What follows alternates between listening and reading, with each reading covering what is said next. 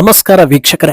ಕಳೆದ ಕೆಲ ದಿನಗಳಿಂದ ಸುಪ್ರೀಂ ಕೋರ್ಟ್ ಅಂಗಳದಿಂದ ಬರ್ತಾ ಇರೋ ವಿಚಾರಗಳು, ಸೂಚನೆಗಳು, ಅಭಿಪ್ರಾಯ ಹಾಗೂ ಸಲಹೆಗಳು ಸಾಕಷ್ಟು ರೀತಿಯ ಚರ್ಚೆಗಳಿಗೆ ದಾರಿ ಮಾಡಿಕೊಟ್ಟಿದ್ವು. ಈ ಹೊತ್ತಲ್ಲಿ ಈಗ ರೈತರನ್ನ ಬಂಧಿಸೋ ವಿಚಾರದ ಬಗ್ಗೆಯೂ ಸರ್ವೋಚ್ಚ ನ್ಯಾಯಾಲಯದ ಪೀಠ ಸಲಹೆ ನೀಡ್ತಾ ಇದೆ. ರೈತರನ್ನ ದೇಶದ ಜನರು ಯಾವ ಸ್ಥಾನದಲ್ಲಿ ಇಟ್ಟಿದ್ದಾರೆ, ರೈತರ ಹೆಸರಲ್ಲಿ ಹೇಗೆಲ್ಲ ರಾಜಕೀಯ ಮಾಡ್ತಾರೆ, ದೇಶದ ಬೆನ್ನೆಲುಬು ಅಂತ ಕರೆಸಿಕೊಳ್ಳೋ ರೈತರನ್ನ ಅರೆಸ್ಟ್ ಮಾಡೋದಾ, ಏನಿದು ವಿಚಾರ ಅಂತ ಅನ್ನಿಸ್ಬೋದು. ಆದ್ರೆ ಇದರ ಹಿಂದೆ ಒಂದು ದೊಡ್ಡ ಹಿನ್ನೆಲೆ ಇದೆ. ಇದರ ಜೊತೆಗೆ ಜಸ್ಟಿಸ್ BR ಗವಾಯಿ ಅವರ ಕೆಲ ನಿರ್ಧಾರಗಳು ಜನರಲ್ಲಿ ಅಸಮಾಧಾನವನ್ನ ಮೂಡಿಸ್ತಾ ಇದೆ. ಹೀಗೆ ಮುಂದುವರೆದ್ರೆ ಮುಂದೆ ಏನಾಗ್ಬೋದು ಅನ್ನೋ ಚರ್ಚೆ ಕೂಡ ನಡೀತಾ ಇದೆ. ಇದೆಲ್ಲವನ್ನ ಒನ್ ಬೈ ಒನ್ ವಿವರಿಸ್ತಾ ಹೋಗ್ತೀವಿ. ಈ ವಿಡಿಯೋವನ್ನ ತಪ್ಪದೆ ಕೊನೆ ತನಕ ನೋಡಿ. ಅದಕ್ಕೂ ಮುನ್ನ ಮೀಡಿಯಾ ಮಾನ್ಸ್ಟರ್ ಚಾನಲ್ ಅನ್ನ ತಪ್ಪದೆ ಸಬ್ಸ್ಕ್ರೈಬ್ ಮಾಡಿ. ಎಸ್, ಭಾರತದ ನ್ಯಾಯಾಂಗ ವ್ಯವಸ್ಥೆ ಮೇಲೆ ಜನರಿಗೆ ಅಪಾರವಾದ ನಂಬಿಕೆ ಇದೆ. ಎಲ್ಲೂ ನ್ಯಾಯ ಸಿಗದೆ ಇದ್ರೆ ಅಂತಿಮವಾಗಿ ನಮಗೆ ಕೋರ್ಟ್ಗಳಲ್ಲಿ ನ್ಯಾಯ ಸಿಕ್ಕೇ ಸಿಗುತ್ತೆ ಅಂತ ಬಹಳಷ್ಟು ಜನರು ಒಪ್ಪಿಕೊಳ್ತಾರೆ. ಕೆಲವೊಂದು ಸಂದರ್ಭದಲ್ಲಿ ಶ್ರೀಮಂತರ ಪ್ರಕರಣಗಳು ಬೇಗ ಬೇಗ ವಿಚಾರಣೆ ಆಗುತ್ತೆ, ಬಡವರೆಲ್ಲ ವರ್ಷಾನುಗಟ್ಟಲೆ ಕಾಯ್ಬೇಕು ಅಂತ ಅನ್ನಿಸಿದ್ರು ಒಂದಲ್ಲ ಒಂದು ದಿನ ನ್ಯಾಯ ಸಿಕ್ಕೇ ಸಿಗುತ್ತೆ ಅನ್ನೋದು ವಾಸ್ತವ. ಈ ರೀತಿ ಸಂತ್ರಸ್ತರ ಬೆನ್ನೆಲುಬಾಗಿ ಇರೋ ನ್ಯಾಯಾಲಯಗಳು ಏನಾದ್ರೂ ಒಂದು ವಿಚಾರವನ್ನ ಹೇಳಿದಾಗ ಜನರು ಅದನ್ನ ಮರು ಮಾತಿಲ್ಲದೆ ಒಪ್ಪಿಕೊಳ್ತಾರೆ. ಯಾಕಂದ್ರೆ ಅವರು ಹೇಳೋದು ಸರಿ ಇರುತ್ತೆ ಅನ್ನೋ ದೃಢವಾದ ನಂಬಿಕೆ. ಆದ್ರೆ ಸುಪ್ರೀಂ ಕೋರ್ಟ್ ವಿಚಾರಕ್ಕೆ ಬಂದ್ರೆ ಹಲವು ಸಂದರ್ಭಗಳಲ್ಲಿ ಇದು ಸರಿನಾ ಅನ್ನೋ ಅನುಮಾನ, ಪ್ರಶ್ನೆಗಳು ಜನರಲ್ಲಿ ಹುಟ್ಟೋದು ಸಹಜ. ಕೆಲವೊಂದು ಸಲ ಜಗತ್ತು ಒಪ್ಪೋದೇ ಒಂದು, ನ್ಯಾಯಾಲಯ ಹೇಳೋದೇ ಇನ್ನೊಂದು ಅನ್ನೋ ರೀತಿಯ ಪರಿಸ್ಥಿತಿ ಬಂದಿದ್ದೂ ಇದೆ. ಆದ್ರೆ ಈಗ ಸುಪ್ರೀಂ ಕೋರ್ಟ್ ಪ್ರಕರಣವೊಂದರ ವಿಚಾರಣೆ ವೇಳೆ ರೈತರ ಬಂಧನದ ಕುರಿತು ದನಿ ಏರಿಸಿರೋದು ಹಲವು ಚರ್ಚೆಗಳಿಗೆ ದಾರಿ ಮಾಡಿಕೊಡ್ತಾ ಇದೆ. ಪಂಜಾಬ್ ಹಾಗೂ ಹರಿಯಾಣ ಭಾಗದಲ್ಲಿ ರೈತರು ಕೃಷಿ ತ್ಯಾಜ್ಯಗಳನ್ನ ಸುಡೋ ಪ್ರಕ್ರಿಯೆ ಪ್ರತಿ ವರ್ಷ ದೊಡ್ಡದಾಗಿ ಸದ್ದು ಮಾಡುತ್ತೆ. ಕಾರಣ ಏನಂದ್ರೆ ಇದರಿಂದ ದೊಡ್ಡ ಪ್ರಮಾಣದಲ್ಲಿ ವಾಯು ಮಾಲಿನ್ಯ ಉಂಟಾಗಲಿದ್ದು, ಪ್ರಮುಖವಾಗಿ ಅಲ್ಲೇ ಪಕ್ಕದಲ್ಲಿರೋ ರಾಷ್ಟ್ರ ರಾಜಧಾನಿ ದೆಹಲಿಯ ವಾಯು ಗುಣಮಟ್ಟವನ್ನ ಹಾಳು ಮಾಡುತ್ತೆ. ಈ ಸಂಬಂಧ ತಮ್ಮ ಅಭಿಪ್ರಾಯ ಹೊರಹಾಕೋ CJI ಗವಾಯಿ ನೇತೃತ್ವದ ಪೀಠ ತ್ಯಾಜ್ಯ ಸುಡುವ ರೈತರನ್ನ ಬಂಧಿಸೋ ರೀತಿಯಲ್ಲಿ ಕ್ರಮ ಕೈಗೊಳ್ಳಬೇಕು ಅಂತ ಕೇಂದ್ರ ಸರ್ಕಾರಕ್ಕೆ ಆಗ್ರಹಿಸಿದೆ. ಹಾಗೆ ಮುಂದುವರೆದು ಒಂದು ವೇಳೆ ನೀವು ನಿರ್ಧಾರ ಕೈಗೊಳ್ಳದೇ ಇದ್ರೆ ನಾವೇ ನೇರವಾಗಿ ನಿರ್ಧಾರವನ್ನ ಕೈಗೊಳ್ಳಬೇಕಾಗತ್ತೆ ಅಂತ ಸುಪ್ರೀಂ ಕೋರ್ಟ್ ತಿಳಿಸಿದೆ.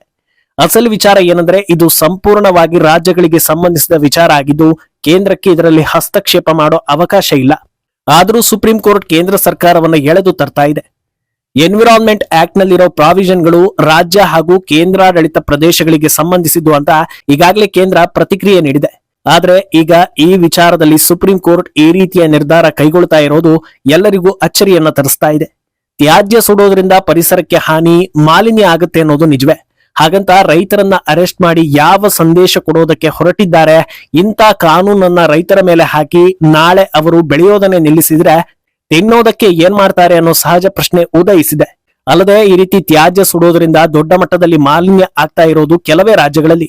ಆಯಾ ರಾಜ್ಯಗಳು ಇದಕ್ಕೆ ಪರಿಹಾರವನ್ನ ಕಂಡುಕೊಂಡು ರೈತರಿಗೆ ವಿವಿಧ ಮೂಲಗಳ ಮೂಲಕ ಸಲಹೆ, ತರಬೇತಿ ನೀಡಿ ಪರ್ಯಾಯ ಮಾರ್ಗವನ್ನ ಸೂಚಿಸಬೇಕಾಗಿರುವುದು ಅವರ ಕರ್ತವ್ಯ.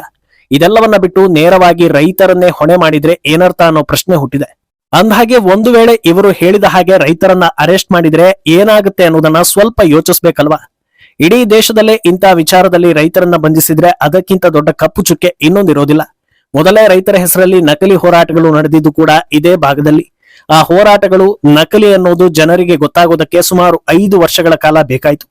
ಒರಿಜಿನಲ್ ರೈತರೆಲ್ಲ ತಮ್ಮ ಹೊಲದಲ್ಲಿ ದುಡಿತಾ ಇದ್ದಾರೆ, ನಕಲಿಗಳೆಲ್ಲ ಕಾಸ್ಟ್ಲಿ ಕಾರುಗಳಲ್ಲಿ ಬಂದು ಬೀದಿ ರಂಪ ಮಾಡ್ತಾ ಇದ್ದಾರೆ ಅನ್ನೋದು ಜನರಿಗೆ ಅರ್ಥವಾಗೋದಕ್ಕೆ ವರ್ಷಗಳೇ ಬೇಕಾದ್ವು. ಆದ್ರೂ ಇನ್ನೂ ಕೆಲವರಿಗೆ ಅದರ ಹಿಂದಿದ್ದ ಷಡ್ಯಂತ್ರ ಗೊತ್ತೂ ಇಲ್ಲ, ಗೊತ್ತಾಗುವಷ್ಟು ಸಾಮಾನ್ಯ ಜ್ಞಾನ ಅವರಿಗೆ ಬೆಳೆದೂ ಇಲ್ಲ. ಹೀಗಿರುವಾಗ ಒಂದು ವೇಳೆ ಸುಪ್ರೀಂ ಕೋರ್ಟ್ ಹೇಳಿದೆ ಅಂತ ರೈತರನ್ನ ಅರೆಸ್ಟ್ ಮಾಡಿದ್ರೆ ಕೇಂದ್ರ ಸರ್ಕಾರವೇ ನೇರ ವಿಲನ್ ಆಗುತ್ತೆ. ಯಾಕೆ ಅರೆಸ್ಟ್ ಮಾಡಿದ್ದು, ಯಾರು ನಿರ್ದೇಶನ ಕೊಟ್ಟಿದ್ದು, ಇದ್ಯಾವುದನ್ನು ಜನರು ಯೋಚನೆ ಮಾಡೋದಿಲ್ಲ. ಮೋದಿಯೇ ಕಾರಣ ಅಂತ ಅಚ್ಚುತ್ತಿ ಬಿಡ್ತಾರೆ. ಕೊನೆಗೆ ಇದನ್ನೇ ವಿಪಕ್ಷಗಳು ತಮ್ಮ ಅಜೆಂಡಾ ಮಾಡಿಕೊಂಡು ರೈತ ವಿರೋಧಿ ಸರ್ಕಾರ ಅಂತ ಮುದ್ರೆ ಎತ್ತಿ ಬಿಡುತ್ತವೆ. ಹೋರಾಟಗಳು ಹೆಚ್ಚಾಯ್ತು ಅಂದ್ರೆ ಇದರಿಂದ ಸಮಾಜದ ಸ್ವಾಸ್ಥ್ಯ ಹಾಳಾಗುತ್ತೆ. ಇದಕ್ಕೆ ಕಾದು ಕುಳಿತವರು ಪೆಟ್ರೋಲ್ ಸುರಿದು ಇದನ್ನ ಇನ್ನೂ ದೊಡ್ಡ ಹಂತಕ್ಕೆ ಕೊಂಡೊಯ್ತಾರೆ. ಎಲ್ಲವೂ ಕೈಮೀರಿ ಹೋಯ್ತು ಅಂದ್ರೆ ಬಾಂಗ್ಲಾ ಹಾಗೂ ನೇಪಾಳದ ಪರಿಸ್ಥಿತಿ ಭಾರತಕ್ಕೂ ಬಂದೊದಗುತ್ತೆ. ಅಂತ ಚಿಕ್ಕ ಪುಟ್ಟ ದೇಶದಲ್ಲೇ ಗಲಭೆಯನ್ನ ಕಂಟ್ರೋಲ್ ಮಾಡೋದಕ್ಕೆ ಅವರಿಗೆ ಆಗ್ಲಿಲ್ಲ. ಏನು ಅಕ್ರಮ ವಲಸಿಗರನ್ನೂ ಸೇರಿಸಿಕೊಂಡು 140 ಕೋಟಿಗೂ ಅಧಿಕ ಜನಸಂಖ್ಯೆ ಇರೋ ಭಾರತದಲ್ಲಿ ಕಂಟ್ರೋಲ್ ತಪ್ಪಿದ್ರೆ ಏನಾಗ್ಬೋದು? ಇಷ್ಟೆಲ್ಲಾ ವಿಚಾರಗಳು ಇದರ ಹಿಂದಿದೆ. ಇದೆಲ್ಲವನ್ನ ಯೋಚಿಸದೆ ಈ ರೀತಿಯ, ಅದರಲ್ಲೂ ಕೇಂದ್ರ ಸರ್ಕಾರವನ್ನ ಸಿಕ್ಕಿ ಹಾಕಿಸುವಂತೆಯೇ ಗೋಚರಿಸ್ತಾ ಇರೋ ನಿರ್ಧಾರವನ್ನ ಕೈಗೊಳ್ತಾ ಇರೋದರ ಹಿಂದೆ ಬೇರೆ ಏನಾದ್ರೂ ಷಡ್ಯಂತ್ರ ಇದೆಯಾ ಅನ್ನೋ ಚರ್ಚೆಗೂ ಕೂಡ ಇದು ದಾರಿ ಮಾಡಿಕೊಡ್ತಾ ಇದೆ. ಯಾಕಂದ್ರೆ ಎಡಚರರು ಯಾವತ್ತೂ ರೈತರನ್ನ ನೇರವಾಗಿ ಎದುರು ಹಾಕಿಕೊಳ್ಳೋದಿಲ್ಲ. ಬೇರೆಯವರನ್ನ ಸಿಕ್ಕಿಸಿ ನಂತರ ತಮ್ಮ ಬೇಳೆಯನ್ನ ಬೇಯಿಸ್ಕೊಳ್ತಾರೆ ಅನ್ನೋದು ಜನರ ಮಾತು. ಏನೋ ಇದರ ಜೊತೆಗೆ ಇನ್ನೂ ಒಂದು ವಿಚಾರದಲ್ಲಿ ಗವಾಯಿ ಅವರ ಪೀಠ ಚರ್ಚೆಗೆ ದಾರಿ ಮಾಡಿಕೊಟ್ಟಿದೆ. ಮಧ್ಯಪ್ರದೇಶದ ಖಜುರಾಹೋದಲ್ಲಿರೋ ಜವಾರಿ ದೇಗುಲದಲ್ಲಿ ವಿಷ್ಣುವಿನ ವಿಗ್ರಹವನ್ನ ದುಷ್ಕರ್ಮಿಗಳು ಹಾಳುಗೆಡವಿದ್ದಾರೆ. ಭಾರತದ ಮೇಲೆ ದಂಡೆತ್ತಿ ಬಂದು ಇಲ್ಲಿ ದಬ್ಬಾಳಿಕೆ ನಡೆಸಿದ್ದ ರಾಕ್ಷಸ ಕುಲದ ಮುಘಲರ ಕಾಲದಲ್ಲೇ ಈ ದುಷ್ಕೃತ್ಯಗಳು ನಡೆದಿರೋದು. ಆ ಮೂರ್ತಿಯನ್ನ ದುರಸ್ತಿ ಮಾಡಬೇಕು ಅನ್ನೋ ಮನವಿಯನ್ನ ಗವಾಯಿ ನೇತೃತ್ವದ ಪೀಠ ತಿರಸ್ಕರಿಸಿದೆ. ಇದಕ್ಕೆ ಪ್ರತಿಯಾಗಿ ದಯವಿಟ್ಟು ಹಾಗೆ ಮಾಡಬೇಡಿ, ಇದರಿಂದ ನಮ್ಮ ಧಾರ್ಮಿಕ ಭಾವನೆಗಳಿಗೆ ಧಕ್ಕೆ ಆಗುತ್ತೆ ಅಂತ ಮನವಿ ಸಲ್ಲಿಸಿದವರು ಕೇಳಿದ್ದಾರೆ. ಇದಕ್ಕೆ ಉತ್ತರಿಸೋ ಸಿಜೆಐ ಗವಾಯಿ ಪೀಠ, ಹೋಗಿ ಆ ವಿಷ್ಣುವನ್ನೇ ಪ್ರಾರ್ಥನೆ ಮಾಡು, ಏನಾದ್ರೂ ಒಂದು ಮಾಡು ಅಂತ, ನೀನು ದೊಡ್ಡ ಭಕ್ತ ಅಲ್ವಾ, ಹೋಗಿ ದೇವರನ್ನೇ ಕೇಳಿ ಪರಿಹಾರ ಕಂಡುಕೋ ಅಂತ ಹೇಳಿದೆ. ಇದು ಭಾರತೀಯರ ಭಾವನೆಗೆ ಧಕ್ಕೆ ತರಿಸಿದ್ದು, ಈ ಮಟ್ಟಕ್ಕೆ ಸುಪ್ರೀಂ ಕೋರ್ಟ್ ನ್ಯಾಯಮೂರ್ತಿಗಳು ಹೋಗಬಾರದಿತ್ತು ಅನ್ನೋ ಅಭಿಪ್ರಾಯವನ್ನ ಹೊರಹಾಕ್ತಾ ಇದ್ದಾರೆ. ಅಂದಹಾಗೆ ಇತ್ತೀಚೆಗೆ ಸುಪ್ರೀಂ ಕೋರ್ಟ್ ಕಡೆಯಿಂದ ಬಂದ ಆದೇಶಗಳಲ್ಲಿ ಸದ್ದು ಮಾಡ್ತಾ ಇರೋ ಇನ್ನೊಂದು ವಿಚಾರ ಆಂಟಿ ಕನ್ವರ್ಷನ್ ಲಾಗೆ ಸಂಬಂಧಪಟ್ಟಿದ್ದು. ಬಿಜೆಪಿ ಆಡಳಿತ ಇರೋ ರಾಜ್ಯಗಳು ಸೇರಿದಂತೆ ಕೆಲವೆಡೆ ಮತಾಂತರವನ್ನ ತಡೆಯೋದಕ್ಕೆ ಆಂಟಿ ಕನ್ವರ್ಷನ್ ಲಾ ಜಾರಿ ಮಾಡಲಾಗಿದೆ. ಇದನ್ನ ಪ್ರಶ್ನಿಸಿ ಕೆಲವರು ಸುಪ್ರೀಂ ಕೋರ್ಟ್ಗೆ ಮನವಿ ಸಲ್ಲಿಸಿದ್ರು. ಈ ಮತಾಂತರ ನಿಯಮದಿಂದ ಅಂತರ್ಧರ್ಮ ವಿವಾಹಿತರಿಗೆ ಸಮಸ್ಯೆ ಆಗ್ತಾ ಇದೆ, ಉದ್ದೇಶಪೂರ್ವಕವಾಗಿ ಅವರಿಗೆ ಟಾರ್ಚರ್ ಕೊಡೋ ಕೆಲಸ ಆಗ್ತಾ ಇದೆ ಅಂತ ಹಲವು ಕಡೆಗಳಲ್ಲಿ ಮನವಿ ಸಲ್ಲಿಸಲಾಗಿತ್ತು. ಈ ಸಂಬಂಧ ಸುಪ್ರೀಂ ಕೋರ್ಟ್ ಎಲ್ಲಾ ರಾಜ್ಯಗಳಿಗೂ ನೋಟಿಸ್ ನೀಡಿದ್ದು 2 ವಾರಗಳಲ್ಲಿ ಇದಕ್ಕೆ ಪ್ರತಿಕ್ರಿಯಿಸುವಂತೆ ಗಡುವು ನೀಡಿದೆ. ವಾಸ್ತವ ಏನಂದ್ರೆ, ಭಾರತದಲ್ಲಿ ಯಾವ ರೀತಿಯಲ್ಲಿ ಮತಾಂತರ ನಡೀತಾ ಇದೆ, ಅದನ್ನ ತಪ್ಪಿಸೋದಕ್ಕೆ ಬಂದಿರೋ ಕಾಯ್ದೆ ಏನು ಹೇಳುತ್ತೆ ಅನ್ನೋದು ಜನರ ಮುಂದೆಯೇ ಇದೆ. ಆದ್ರೆ ಈ ನಡೆ ಸದುದ್ದೇಶಕ್ಕೆ ಹಿನ್ನಡೆ ಆದಂತಾಗ್ಲಿಲ್ವಾ ಅನ್ನೋದು ಕೆಲವರ ಪ್ರಶ್ನೆ. ಇನ್ನು ಇದೆಲ್ಲದಕ್ಕಿಂತ ಹೆಚ್ಚಾಗಿ ಕಳೆದ ಕೆಲ ದಿನಗಳಲ್ಲಿ ಸುಪ್ರೀಂ ಕೋರ್ಟ್ ತೆಗೆದುಕೊಂಡಿರೋ 2 ನಿಲುವುಗಳು ಎಲ್ಲರಲ್ಲೂ ತೀವ್ರ ಅಸಮಾಧಾನವನ್ನ ಮೂಡಿಸ್ತಾ ಇದೆ. ಅದರಲ್ಲೂ ಮೊದಲನೆಯದ್ದು ವಕ್ಫ್ ಬಿಲ್ ಕುರಿತಂತೆ. ಈ ಹಿಂದಿನ ಎಪಿಸೋಡ್ ನಲ್ಲಿ ಇದರ ಬಗ್ಗೆ ಡೀಟೇಲ್ ಆಗಿ ಹೇಳಿದ್ವಿ. ವಕ್ಫ್ ಕಾಯ್ದೆ ತಿದ್ದುಪಡಿ ಆದಾಗ್ಲೇ ಅಮಾಯಕರು ಹಾಗೂ ಸರ್ಕಾರದ ಜಾಗಗಳನ್ನ ವಕ್ಫ್ ನೆಪದಲ್ಲಿ ಕಬ್ಜಾ ಮಾಡೋದನ್ನ ತಪ್ಪಿಸೋ ಸಲುವಾಗಿ.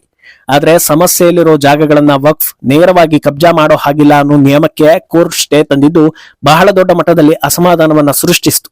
ಈ ರೀತಿ ಮಾಡಿದ್ರೆ ಈ ನಿಯಮ ತಂದು ಏನು ಪ್ರಯೋಜನ ಅನ್ನೋದನ್ನ ಜನರು ನೇರವಾಗಿಯೇ ಕೇಳಿದ್ರು.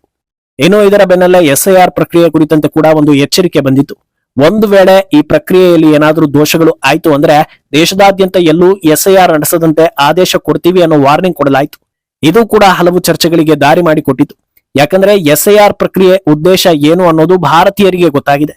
ಒಂದು ವೇಳೆ ತಾಂತ್ರಿಕ ದೋಷದಿಂದ ಯಾರದಾದ್ರೂ ಹೆಸರು ವ್ಯತ್ಯಾಸ ಆದ್ರೆ ಅದನ್ನ ಸರಿಪಡಿಸಿಕೊಳ್ಳೋದಕ್ಕೆ ಅವಕಾಶ ಇದೆ ಅನ್ನೋದು ಗೊತ್ತಿದೆ.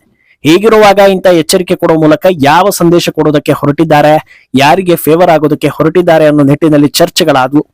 ಒಟ್ನಲ್ಲಿ ಸರ್ವೋಚ್ಚ ನ್ಯಾಯಾಲಯದ ಮೇಲೆ ಪ್ರತಿಯೊಬ್ಬ ಭಾರತೀಯ ಪ್ರಜೆಗೆ ಗೌರವ, ನಂಬಿಕೆ ಇದೆ. ಆದ್ರೆ ಕೆಲ ನ್ಯಾಯಾಧೀಶರ ಕೆಲ ನಿರ್ಧಾರಗಳು ಈ ರೀತಿ ಚರ್ಚೆಗೆ ದಾರಿ ಮಾಡಿಕೊಡುತ್ತವೆ. ಈ ಬಗ್ಗೆ ನಿಮ್ಮ ಅಭಿಪ್ರಾಯವನ್ನ ತಪ್ಪದೆ ಕಮೆಂಟ್ ಮೂಲಕ ತಿಳಿಸಿ.